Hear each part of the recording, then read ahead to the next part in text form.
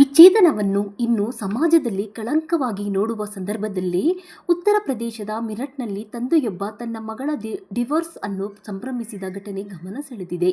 ಕೌಟುಂಬಿಕ ಸಮಸ್ಯೆಗಳ ಹಿನ್ನೆಲೆ ನ್ಯಾಯಾಲಯದ ಮೂಲಕ ವಿಚ್ಛೇದನ ಪಡೆದ ಪ್ರಣೀತಾ ಅವರನ್ನು ಅವರ ತಂದೆ ಬ್ಯಾಂಡ್ ಬಾಜಾ ಹಾಗೂ ಮೆರವಣಿಗೆಯೊಂದಿಗೆ ಸ್ವಾಗತಿಸಿದರು.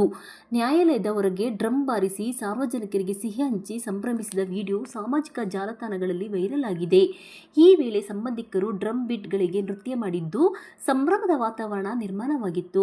ತಂದೆ ಧರಿಸಿದ ಟಿ ಶರ್ಟ್ನಲ್ಲಿ ನಾನು ನನ್ನ ಮಗಳನ್ನು ಪ್ರೀತಿಸುತ್ತೇನೆ, ಆಕೆ ನನ್ನ ಹೃದಯ, ನನ್ನ ಆತ್ಮ ಎಂಬ ಸಂದೇಶ ಇದ್ದರೆ, ಪ್ರಣೀತಾ ಧರಿಸಿದ ಟಿ ಶರ್ಟ್ನಲ್ಲಿ ನನ್ನ ಕುಟುಂಬ ನನ್ನ ಜೀವ ಎಂಬ ಬರಹ ಗಮನ ಸೆಳೆದಿದೆ.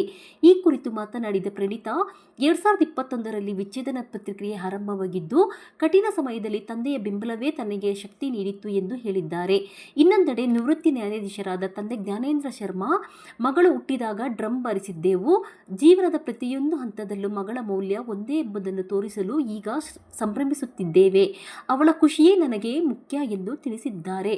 ಪ್ರಣೀತಾ 2018ರಲ್ಲಿ ಭಾರತೀಯ ಸೇನೆಯ ಮೇಜರ್ ಗೌರವ್ ಅಗ್ನಿಹೋತ್ರಿ ಅವರನ್ನು ವಿವಾಹವಾಗಿದ್ದು, ಬಳಿಕ ಕೌಟುಂಬಿಕ ಕಿರುಕುಳದ ಹಿನ್ನೆಲೆ ವಿಚ್ಛೇದನ ಪಡೆದಿದ್ದಾರೆ. ದಂಪತಿಗೆ ಒಬ್ಬ ಪುತ್ರನಿದ್ದಾನೆ.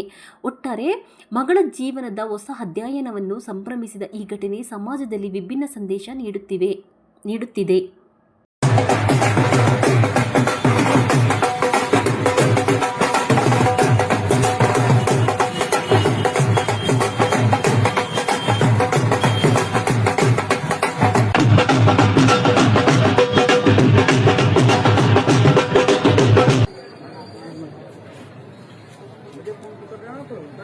डाल दो। शिवम कहाँ है? शिवम बस कम खिलाइयो कभी वो गले में टक जाओ। पानी नहीं है।